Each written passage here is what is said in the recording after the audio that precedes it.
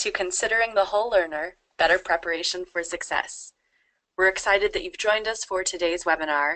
And again, we ask that if you have any questions or comments during today's webinar, please put those in the questions panel. We have several panelists in the room with us who will be responding to questions throughout the presentation, and we'll spend some time at the end of our session to ask some of the questions to our presenters on the line. If you don't receive a response to your question today, you will receive an email follow-up with an answer. In about 2 days, we'll send you an email with a link to a recording of this webinar, slides from today, and additional resources. So please make sure to check your inbox in a few days for more information at that time. My name is Rose Babington, and I'm a district manager with ACT State Organizations working in the Northeast states across the United States. ACT State Organizations is part of a team at ACT that works very closely to build and develop a community of educators and workforce professionals across the United States. We invite you to join if you're not already a member, and we'll provide information later on in the webinar to connect you with ACT State Organizations and with professionals across the country. As today's audience is specifically workforce, we certainly encourage you and would love to have more representation from the workforce sector as part of our state organizations community. Now, most people know ACT for the ACT test and the research and data that we put out around college and career readiness. And what we're discussing today is ACT research and our ACT holistic framework that truly spans the spectrum through secondary, post-secondary, and workforce. This holistic framework is truly representative of ACT's mission of helping people to achieve education and workplace success. We've had webinar sessions all week that have been dedicated to secondary and post-secondary perspectives on the holistic framework, and we're excited to specially engage with you in the workforce perspective today. Each session, and today's session, has been led by an ACT researcher who will talk about the research and development behind the holistic framework, and a field expert who will talk about real-world and practical application of the holistic framework. I'm very happy to introduce our panelists today who will be able to discuss and give their really terrific expertise around the holistic framework. From ACT, Dr. Jason Wei is a research psychologist. He is published in numerous journals and is presented at the Association for Research and Personality Conference and the Conference of the Society of Industrial and Organizational Psychology. His work involves examining the behavioral and psychosocial skills relevant to successful academic and work outcomes. Our field expert is Jason Jones, Executive Director of the Southwest Missouri Workforce Innovation Board in Joplin, Missouri. The Southwest Missouri Workforce Innovation Board is regarded as one of the highest performing WIBs to successfully integrate economic and workforce development. The Southwest Missouri WIB is well known for its innovation in labor market research, economic development integration, disaster workforce recovery, and digital service delivery. I'd like to turn it over now to Dr. Jason Wei and Jason Jones to get us started. Thank you, Rose. So here's the agenda we'll be going over in this webinar today. I want to spend a little bit of time talking about the current model of education because I think it's a good starting point to use to contrast the work that we're doing with ACT's holistic framework. So after that brief start, I'll introduce the holistic framework and kind of give the general foundation and idea behind it. And then we'll dive a little bit deeper into each of the domains that make up the holistic framework, which are core academic skills, cross-cutting capabilities, behavioral skills, and education and career navigation. And then once we've done that, we'll have time at the end for some questions and discussion. So this is one way to represent kind of the common model that's used to get people through education into high school, into college, and then into the workforce. And primarily that common model focuses on just math skills and ELA, or English and Language Arts skills. And what we're seeing is that this doesn't adequately prepare students for the complexities of college work or enable them to get the information they need to decide what occupation they want to go into in order to successfully enter the workforce and deal with the complexities of the 21st century nature of work.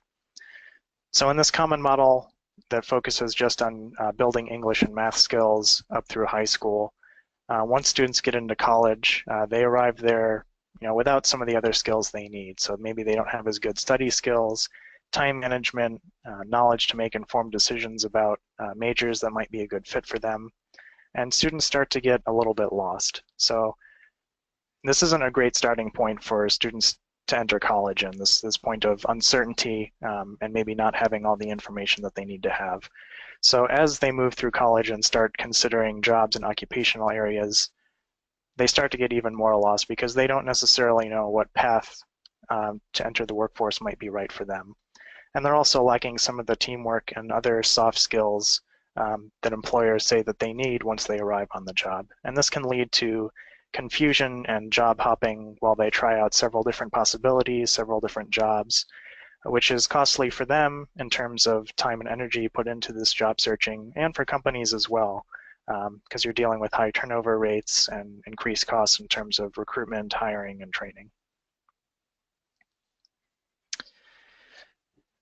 And another way this emphasis on English and math isn't necessarily the best way to go is because we know that success both in education and work is really multidimensional. It's not just one or two skills that you need. It's really a broad variety of skills and outcomes that are relevant to a true level of education work success. So in the school area, it's not just getting a good GPA. It's whether or not you're staying enrolled, whether or not you're staying in college instead of dropping out. How satisfied are you with your major? Are you graduating on time? And similarly in the workforce, it's not just getting a job or performing well, but it's about how well you work with others, in today's nature of work where it's increasingly team-based. Are you staying at the job for a long period of time? Are you satisfied with the job? Are you getting promoted at a reasonable schedule? So there's really a lot of different outcomes and skills that we need to be looking at if we're really going to be serious about talking about helping people be successful both in the education and the workplace. And this is where ACT's holistic framework comes in. So I mentioned earlier we have those 4 broad domains of skills. You can see those there along the bottom: core academic skills, cross-cutting capabilities, behavioral skills, and education and career navigation. And this snow globe is a way to kind of represent the variety of skills that you need in order to be successful as you move through high school, into college, and then into the workforce. So the specific labels on the different colored circles that you see there aren't necessarily important, but the idea is just that people need to develop a broad range of skills in order to be successful. Skills like English and math, but also like science skills, like working with technology, knowing what your interests and values are so that you can decide on an educational and career path that's a good fit for you, getting along well with others, making good career decisions for yourself, critical thinking skills, so on and so forth. So people will be more empowered to make decisions about jobs and careers that are a good fit for them if they have this knowledge and skills, this broad set of knowledge and skills developed. And they'll also have good teamwork and soft skills that employers value upon entering the workforce, rather than needing to start developing them once they get there and taking up valuable training time there. They're more able to kind of hit the ground running once they enter the workforce, which again results in better outcomes both for the worker in terms of job stability and performance, and for the organization in terms of having well-skilled employees who walking through the door and not having to train them up. So just to kind of wrap up the broad overview, as I've mentioned, we know that education and work success is not just determined by a couple of school subjects like English and math, but it's really multi-determined. It's really due to a broader variety of knowledge and skills that people need to have. And this illustration here is a little bit of an oversimplification, we can say that a broad range of skills is necessary, but that kind of undersells the quality of the holistic framework. It covers a broad range of skills, but it also does a fairly deep dive into what exactly those skills look like at different age groups. So, the skills that someone might need in high school might be related, but are fairly distinct from the skills one needs in the workforce. And the holistic framework lays out those skills in a developmental pattern so that you can really focus at each stage of a lifespan on what those skills look like in order for people to be successful at that stage.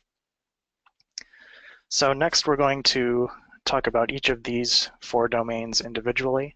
First, we'll talk about the core academic skills domain. I won't spend a lot of time on this because, again, this is kind of reflective of that common educational model that I talked about at the beginning. So core academic skills are knowledge and skills necessary to perform essential tasks in a core academic content.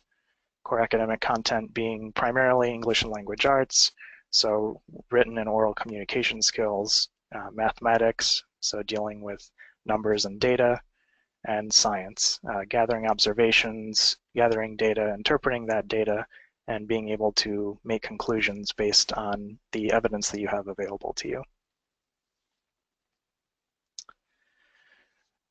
Right, so the cross-cutting capabilities, this is the first area where the holistic framework starts to get a little bit broader in terms of the knowledge and skills that it's describing. So in general, we're talking about knowledge and skills necessary to perform tasks that go across different academic content areas. So these capabilities are pulling in some of the core academic content, but also getting a little broader into other sorts of cognitive thinking skills, and then pulling in some of those soft skills or social and emotional skills that are present in other areas of the holistic framework. Hence the name cross-cutting, because it kind of goes across those other domains. So the first aspect of that is collaborative problem solving. You can think of this as sort of a teamwork type of skill where you're incorporating both skills about getting along and working with other people with that problem solving critical thinking skill, and combining those skills together to be able to effectively solve problems with others. Learning skills are strategies and methods to effectively facilitate and manage learning, so things like study skills, organizing notes, effective study strategies, being able to recall information effectively. Technology and information literacy is skills about using technology effectively. So in today's work environment, technology is becoming increasingly ubiquitous, and that's especially true in the world of work. And we're finding that even with lower skilled entry-level jobs that maybe you wouldn't have needed technology skills before, you're finding that those skills are even more applicable to even those more simpler, less complex jobs. Finally, thinking and metacognition. This metacognition is sort of like thinking about thinking. So how do you take information to make decisions? These are like critical thinking skills, which again, employers are starting to value more and more in today's work as the nature of even basic work tasks gets more and more complicated. You have to be able to think critically about the information that you're presented in order to make good decisions in the workplace. So this slide represents sort of the difference between academic and applied settings, which some of these differences are fairly obvious, but some of them might be a little bit more nuanced. So in academic settings, you're expected more to follow directions.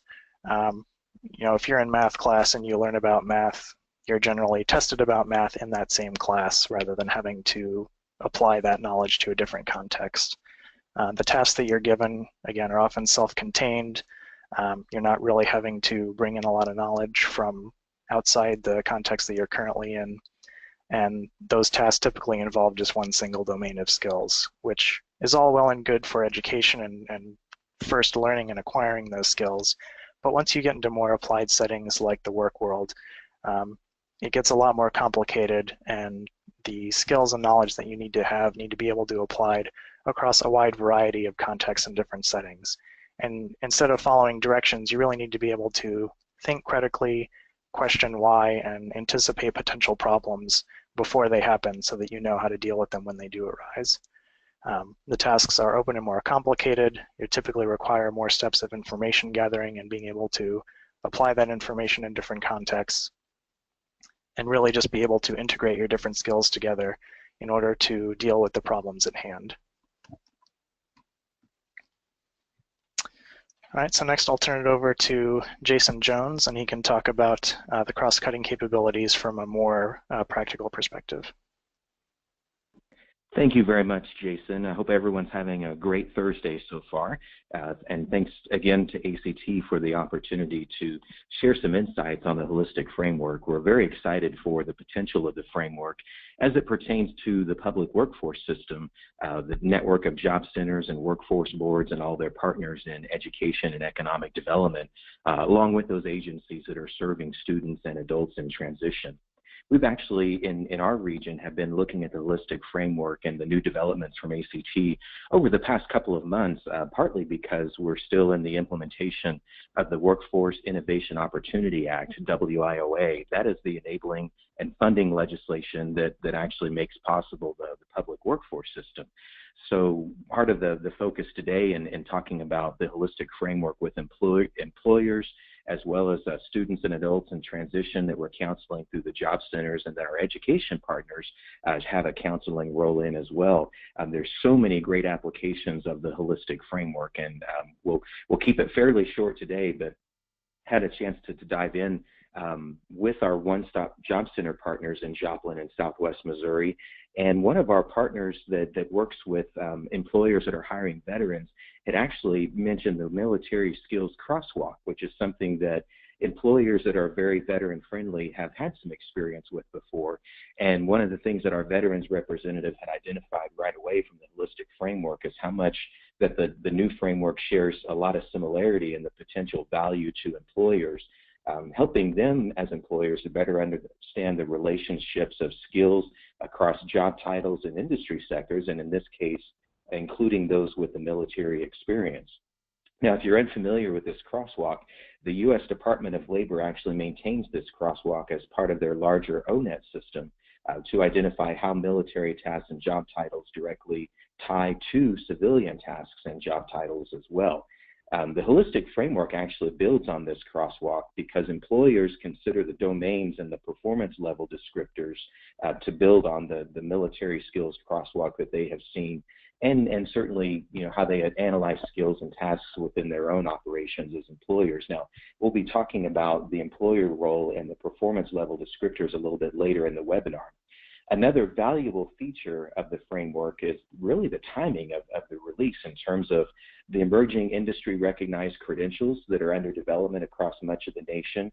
And that can include micro-credentials, digital badges, work-based learning, and other important features of the WIOA that we mentioned earlier. In terms of the development of these industry recognized credentials, there is a lot of work to kind of build on some of those credentials that exist already in fields like information technology, healthcare, and even some credentials that are in manufacturing and construction and the like. But while these industry recognized credentials focus very specifically on technical skills mastery for those very specific tasks, the holistic framework can actually help bundle the training and the certification components to exponentially expand the current capacity at all local, state, and national levels. So the timing is phenomenal. I don't know if that was intentional or not, but the timing comes very well in terms of all the credential development work that's happening, and then all these new assets that are part of the ACT holistic framework in terms of how we can tie these 4 domains of skills that Dr. Jason told you about a few moments ago into the new development of credentials that are underway across a lot of sector partnerships across the country. All right, thanks, Jason. So moving on to the next domain, the behavioral skills domain, and full disclosure, this is the domain that I worked on as part of my holistic framework work. So the behavioral skills domain you can kind of think of as the soft skills or social emotional skills that you might have heard about in other places, popular press, etc. So these are interpersonal, self-regulatory, and task-related behaviors important for adaptation to and successful performance in education and workplace settings. So there are 6 broad dimensions in the behavioral skills framework, so I'll go through and talk about each of those a little bit.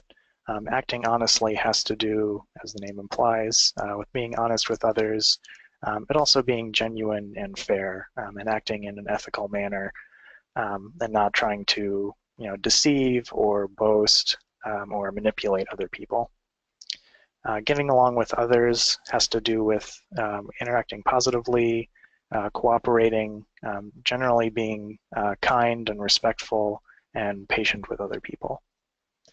Keeping an open mind has to do with being open-minded to other ideas and other people, also curious and a sense of wanting to learn about a variety of different topics, but also going deeper into topics that maybe you already know a little bit about, as well as adaptability and flexibility. Maintaining composure, so this has to do with staying calm, being able to manage stress effectively, so that when you're in a stressful situation, you can kind of keep your cool and be able to deal with that in an effective manner and not get thrown off too much. Socializing with others, some of you might be familiar with the concept of extroversion, and this is kind of where that concept fits in. So it's how social do you like to be? How do you tend to act in interpersonal situations? And also how optimistic do you tend to be? And then finally, probably one of the most important areas in terms of its relationships with important work outcomes, sustaining effort or conscientiousness, if you're familiar with that term.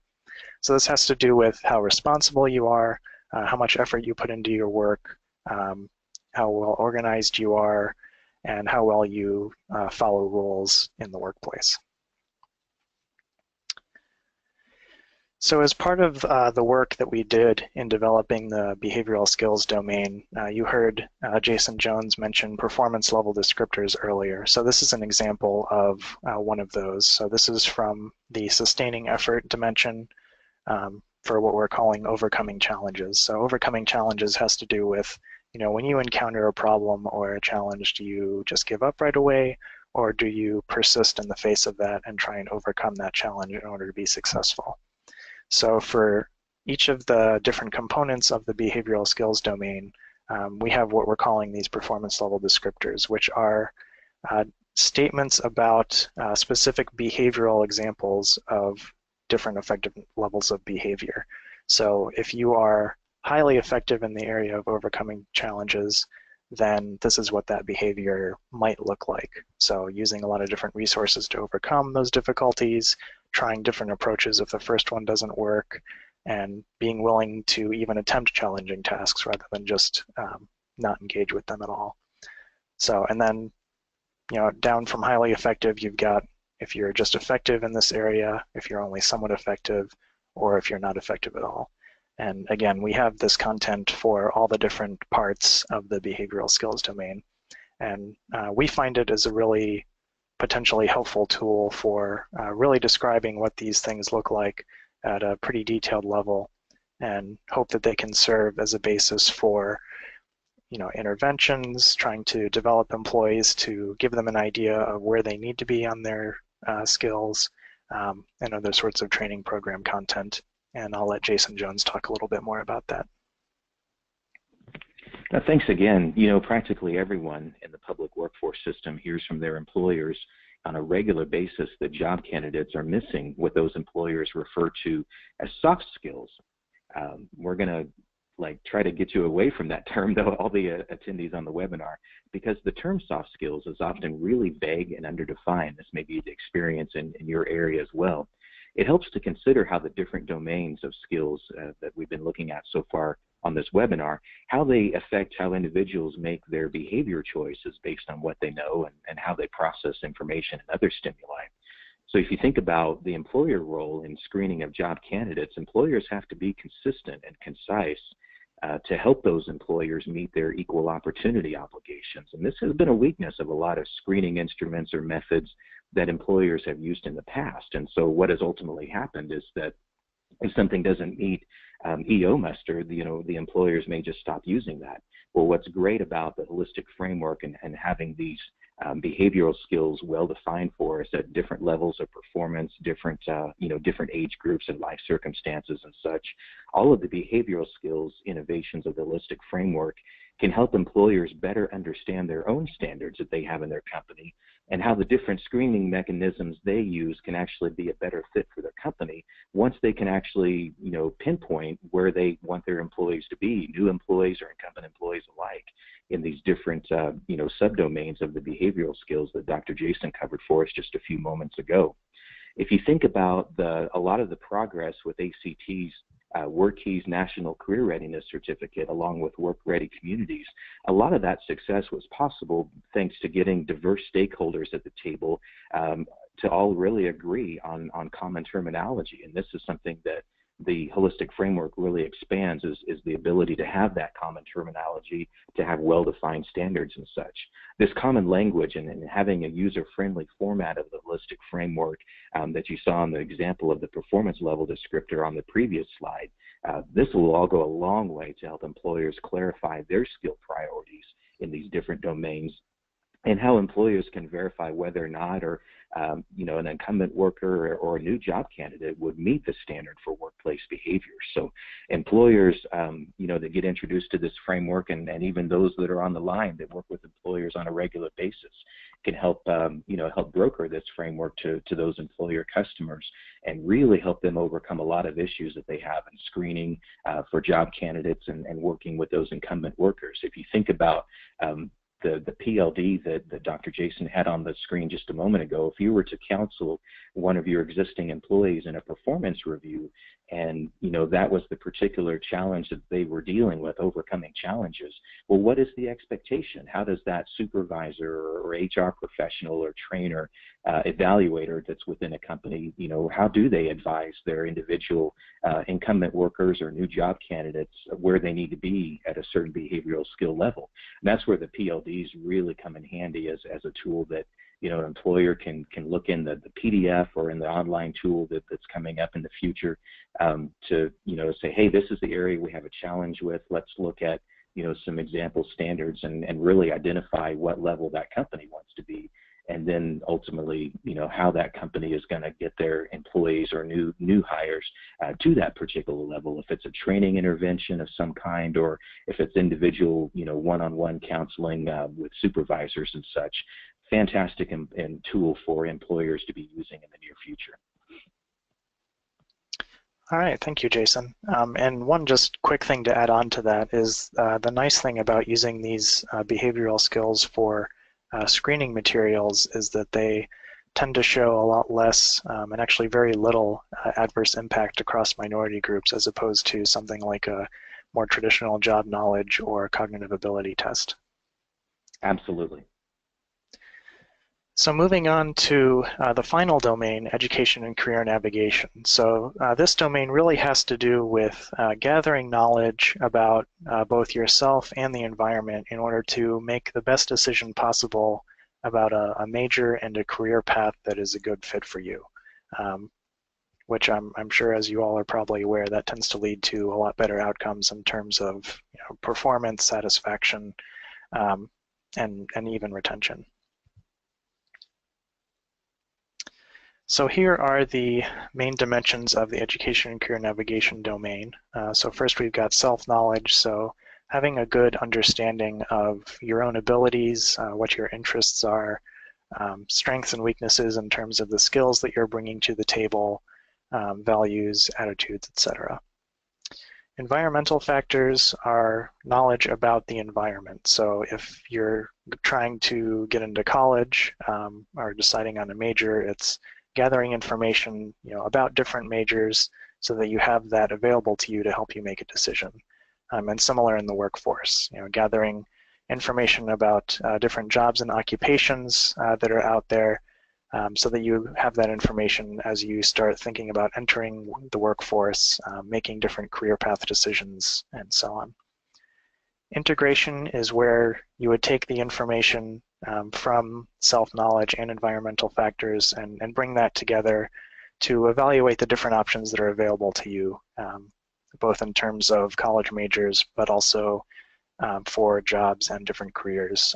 Being able to make choices that are a good fit for you and using that information in order to make an action plan to figure out how to get to where you want to go. And then finally, managing career and education actions. So once you've integrated the information and created that action plan, now you need to actually carry it out. Check for progress along the way, make sure that you're staying on track according to the goals that you've set out for yourself. And in case you maybe have gone off track a little bit, be able to make adjustments to get yourself back on a good career path. So, and just a couple research notes on education and career navigation. You know, as you all, I'm sure, are aware, and like I mentioned before, you know, research shows that these factors really do relate to important outcomes. So the more that you know about yourself and kind of what your interests, strengths, and weaknesses are, the more likely you are to find a good job that's a good fit for you, in which you'll be more successful and satisfied in that job, and more likely to stay, which again is good for the organization because it reduces turnover and associated costs with recruiting, hiring, and training. And in a survey that ACT did last year, we surveyed a number of workforce supervisors looking at the education and career navigation skills, and 2/3 of them rated these factors as being important for preparing workers for success in the workforce. So clearly these are things that are resonating with, you know, people down in the trenches, so to speak. Right, and I'll let Jason Jones talk a little bit more from his perspective about this. Thank you very much once again. And all of the domains that we've talked about so far today have amazing implications for employers, but for my fellow workforce system colleagues from across the country that might be on the line with us today, there are so many implications of the holistic framework, particularly in this category, that would affect the day-to-day operations of these workforce systems, the job counseling and placement training activities that happen in the local one-stop American Job Center locations around the country, and then certainly with our partners in education. There are so many moving parts to what we do in education and workforce development, and then, of course, we've always thought that someone that's a very skilled workforce development practitioner, one of the most important assets that they bring to the job is that they help transitioning adults and students to make sense of the systems, both in education and workforce development. So the implications, and the new knowledge that we gain, the insight from education and career navigation will be extremely helpful for the workforce development professionals as well. Everything that we do in the public workforce system, and along with those similar functions at schools and colleges, are altogether geared to help students and transitioning adults set their goals to enter new careers and ultimately escape poverty and even earn family-sustaining wages. With the WIOA and other initiatives, workforce partners are implementing career pathway programs to help those individuals track their own progress through training and credentialing as well as career progression. However, these individuals do need guidance on how to use all of these tools that are out there as part of a larger personal strategy of what we're calling here education and career navigation. Another helpful feature of the holistic framework is the level of detail it provides on skill attainment across these domains that will be enormous assistance to grant writers and project designers. I've been in that role before as a grant writer and thinking about how you fill in the blanks with these different levels of standards and how you actually prove progression along some of the less traditional academic categories like the ELA and math that we were talking about at the opening of the webinar. This framework helps fill in the blanks that project planners were missing on the various domains of the framework and how that framework applies to these individual achievement levels. So, grant writers and project planners and designers, a lot higher level of intel is possible now in setting benchmarks for skill progression across all of the domains, but thought in particular detail how helpful this will be in designing those proposals for training programs or other work-based learning grants and such that we might encounter in education and workforce development. So kudos to ACT on this category as well, in terms of how that's really going to empower, much more informed decision-making and design in terms of the programs that we do in the public workforce system. All right, thank you very much, Jason. So now that we've talked about the 4 domains in a little bit of detail and about the skills and knowledge that goes into each, I want to talk a little bit about an example of how you might think about this in terms of a specific work outcome. So if we're considering, employment, someone is, recently graduated from college, trying to enter the workforce, what skills do they need in terms of the holistic framework in order to successfully get that job and stay employed in that job? So generally what you see is that specific content knowledge related to the job is more related to kind of getting your foot in the door and getting hired. But then once you're on the job, once you've actually started, some of the other skills from the framework become more important in terms of determining that employee's performance and retention within the organization. So once they're there, they need to be able to have the skills to interact with the technology that the job requires. They need to work in teams in order to collaboratively problem solve and overcome various challenges that might come up in the course of their work. And these two in particular, I think, are pretty important for 21st century jobs. As work becomes more project-based and employees are working more in teams rather than individually off on their own, we're seeing a rise in virtual employment, remote work. So again, those technology skills are becoming more and more important. And if people are lacking those skills in today's modern workforce, then I think they're going to struggle a fair amount. And one advantage of the framework is that it can lay out really what those skills look like to give people an idea of where they need to be and how to improve if they need to strengthen their skills in those areas. Other things from some of the other domains that will help people get the job and once they're on the job, from behavior, things like goal striving, so being able to set ambitious goals for yourself and achieve them, cooperate with others, be adaptable and flexible to different tasks and situations.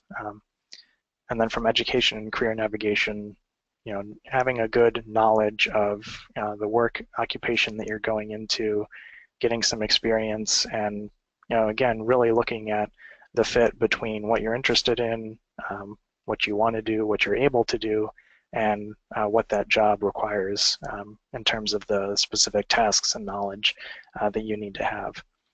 So really it's drawing in predictors from all of the different domains of the framework, showing how really they all contribute to work success, both in walking in the door and getting the job and performing well on that job. And these predictors are tailored to employment. So if we were looking at promotion or getting a new job once you've had a few years of experience under your belt, the specific predictors that we've listed here would probably change a little bit, which again I think is a strength of the framework, in that it is comprehensive and it involves a broad range of skills that are applicable to several different outcomes in the work area and also in education. You can also, as the previous slide showed, you can integrate different pieces from the various aspects of the framework in order to relate to a specific outcome that you're interested in, which really allows you to provide personalized results and insights for organizations and for employees in a really straightforward, coherent way. The holistic framework is actionable, so it addresses the so what. Being in the assessment business, we want to be able to assess people and give them an idea of where they stand in terms of their skills, but we also want to make sure that we can help them improve so that it's not just handing them a report and sending them out the door, but we really need to tell them what comes next and how to improve on some areas that maybe they're not as strong in. And so the holistic framework shows what those skills might look like. So, the performance level descriptor example that I showed earlier for overcoming challenge, it really lays out, what do people who are really effective in this skill, what specific behaviors are they doing? And that can inform training content, professional development content to help people improve if they need help in that area. Similarly, it's also developmental. So although we've been talking a lot about workforce today, we have the similar sort of information all the way from elementary, middle and high school, college as well, which really allows people to focus on what these skills look like at an earlier age. The earlier you can start developing some of these skills, especially like critical thinking, teamwork kind of skills, the better suited that person will be once they start thinking about getting a job. And finally, it's authoritative. So that just means that it's very research-based. So we looked at a lot of different research from several different areas when we were putting this framework together. And we also talked to some experts in these areas who were working in universities, as well as a large number of workforce supervisors. So people who were on the ground, who are dealing with these issues every day. We wanted to make sure that the content really resonated with them and reflected what they thought were important for organizations and employees. So here are some applications that we're thinking of for the holistic framework. I've mentioned a couple of these already. So developing assessments and selection tools, being able to inform training and professional development. Again, just being able to specifically say what high levels of these different specific skills look like in order to provide really good, thorough guidance on how to help people improve, which also comes into play when you're doing performance appraisals and giving feedback to people to try and tell them how, what areas they need to improve on in order to be more successful in their job. And then finally, accountability. So how, if people need to be performing at a certain level for some kind of state or federal standard, the framework can give guidance on how to help those people improve in order to meet those standards. These are just several applications that we've thought of here on our side during work developing this, but we're sure there's a lot more out there, and we would love to hear from you to see what you think this information could be used for and how it could help organizations and employees, college graduates, be more successful in getting jobs. So that's all I have for specific presentation content. I'll open it up now for questions. Great. Thank you, Jason and Jason. As a reminder, you can enter questions in the questions box on the right side of your screen, and we certainly welcome those. And we'll lead off with a question for both of you, and certainly a question that was echoed by our secondary and post-secondary educators in their webinars earlier this week, which is, in terms of takeaways, what would you recommend to those listening in terms of what they can take back to their colleagues, to their institutions, to their workplaces in terms of action items and next steps when it comes to implementation of the framework? Sure. Jason Jones, do you want to take that one first? Yeah, I'd be happy to. I think that, and I mentioned earlier the timing of the implementation that's well underway or should be underway across the country right now of the Workforce Innovation Opportunity Act, the WIOA. I think as we're still in the process of designing, a lot of our training interventions, work-based learning, and how we do, formal assessments related to credentials and some of the informal assessments that job counselors or case managers might do. I mentioned the example of how an employer would counsel someone that needs to perform better in terms of overcoming challenges, the sample PLD that we looked at earlier. But I think anyone that's doing job counseling in the setting of an employer, a job center, or a community college, or any level of education, there will actually be a resource that you can turn to provide examples of where someone might be and where they need to be, and ultimately how are they going to fill that gap. I think the biggest takeaway for me on the holistic framework, and as part of the National Steering Committee with state orgs, we've been kind of a focus group or guinea pig group, if you will, with ACT in terms of looking at some of the elements and then, applying some human-centered design principles in terms of how the terminology and the formatting and different interfaces work out for the holistic framework. But it's amazing to see, what the tools, will offer us in the way of intel, that we can just do a better job of identifying what those gaps are for an individual or group of individuals for that matter, and how you're going to overcome those gaps. Yeah, I think those are all great points. And I guess, so if we're talking about takeaways from a broad, higher level perspective, I think what the holistic framework really does well is say that, look, we know that people don't have all the skills that they currently need in order to be successful. So, we need to be thinking broader in terms of, the knowledge and skills that people need. And, oh, by the way, here's what we think they are based on research and talking with, teachers, college advisors, workforce supervisors, in terms of the knowledge and skills that they see that are lacking in their students and employees. And then at a more specific, narrow level, it's really saying, okay, so now that we know that people do need this broader range of skills, and we kind of, talked broadly about what they are, but, when you get down to the nitty-gritty, what do those skills really look like? Which is where the PLDs that Jason was just talking about come in. Thank you. And kind of a jumping off point from there for Jason W. In terms of next steps and resources, where can folks find the information contained in here, the skills, the components, the subcomponents, and what else is in the development pipeline in terms of resources and tools that are going to be available? Sure.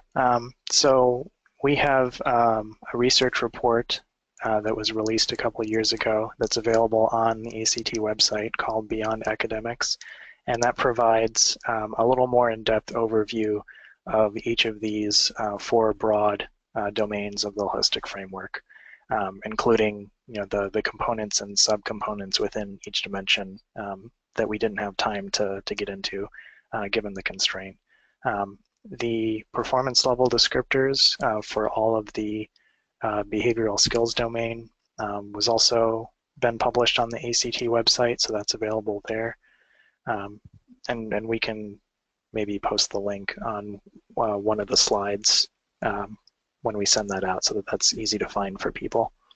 And the performance level descriptors document contains those statements for all of the components of the behavioral skills framework, as well for each of the developmental ages across the lifespan. So it's got a set for elementary school, middle school, high school, post-secondary, and workforce. So there's a lot of content there. So, don't be scared off by the length of the document if you go to look at it. Great. And then in terms of next steps, things we're working on. So we're working on several different assessments right now to broaden our product range beyond just, the ACT and other education skills. So we're working on some collaborative problem solving and teamwork assessments to start getting at that. We're working on new versions of behavior and navigation assessments, and we want to have some kind of curriculum or training guidance associated with those, again, because we don't want to just be assessing people anymore. We want to really be able to help them develop and answer the what's next question. Thanks, Jason. And certainly when we send out these resources and the PowerPoint afterwards, we'll also include contact for you if you've got follow-up questions about the resources that are currently available and soon to be available. Question next for Jason Jones, and this is certainly one that recurred through our conversations with secondary and post-secondary educators. When it comes to workforce skill development and really preparing students for expectations in the workforce, what can employers do to better support secondary in particular when it comes to teaching and developing those skills at an earlier age? Thank you. There are so many ways we could go that we won't talk all about them in the 10 minutes or so we have left. But I think the biggest implication for employers, or in essence what employers could do, is really plug in to those efforts with the sector partnerships and their local workforce system, the workforce development boards. There are over 500 of these across the nation in terms of where an individual can plug in, along with their one-stop American Job Center. Employers can do a lot in terms of bringing their issues to the table, and then certainly how the workforce professionals would respond. In the example of the holistic framework is, just be responsive to those employers in terms of their specific needs. Now, while an employer may not immediately know the language or the terminology that might match up to the holistic framework and other education and workforce development systems, the buzzwords and the lingo and the jargon and so forth that goes along with what we do. I think if employers at least bring their issues to the table with examples, any education professional or workforce professional can use the PLDs and the framework to keyword searching and different things, identify exactly what that skill category is, that behavioral skill in many cases, or navigation skill, and then and then simply just be willing to look at what the standards say and where they could improve. And then those employers could be empowered with how do you get from point A to point B. But I think just providing that clarification through the PLDs will go a long way to troubleshooting those different areas with employers. So any employers on the line, I mean, you can dive right into this tool. It's that user friendly. But if you're working with training program designers and such at your community college or public workforce center and such, just be open about what those skill issues or behavioral issues are, and and then we can, sky's the limit in terms of our ability to respond and show employers how to get from point A to point B, and what training or assessment interventions will make that possible to not only accomplish that deliverable, but also prove to investors, corporate level, management and such that that we're on the right track with improving the productivity of the company as a result of addressing behavioral or navigation skills or the other cross-cutting academic skills that we talked about during this hour as well. Great. And one more question for you, Jason Jones, because I know that you've delivered and have co-presented this holistic framework around Missouri, and have done so to a number of different audiences, both on the workforce side and on the education side. So first of all, can you share some of the reactions that you've gotten as you've been delivering this message around the state? And can you also maybe give some advice about how to help increase buy-in for folks in their organizations? Absolutely. I think some of the initial responsiveness has been kind of the aha moment that, hey, there is actually a roadmap for some of these skills that we didn't think were very easy to define before. I know Dr. Jared Cleveland, he's a assistant superintendent at Springdale, Arkansas, that's nearby Joplin. He refers to them as mama skills, right? Because, we've talked on our National Steering Committee before how a lot of times parents or families, maybe even churches and so forth, used to impart a lot of these soft skills and workplace ethics and that kind of thing to young people, and then education's had a certain role in that as well. But it's been fascinating to think about how once we make that roadmap clear, it's all of a sudden you see things through a different lens, that it makes it a whole lot easier to think about how you close those gaps, and how there is actually a way to do that doesn't depend on major societal changes that might take years to implement certain pieces into academic standards or education standards and so forth. And it's going to vary from where you are state by state and such, but I think that there would be opportunities to influence policy as a result of the holistic framework, and then certainly opportunities on a one-on-one consulting basis with employers and other individuals or other organizations, like we talked about earlier, schools and job centers and such, that interface with workers as well. So yeah, that's been the initial response, is that, you know, an appreciation of the clarity that the holistic framework provides. And, you know, now we can spend a lot less time defining the problem and a lot more time actually coming up with a solution. I think that's a terrific way to wrap things up, and certainly appreciate the insights from both Jasons on the line. A few other wrap-up comments as we close out today. Special thank you to Jason and his team.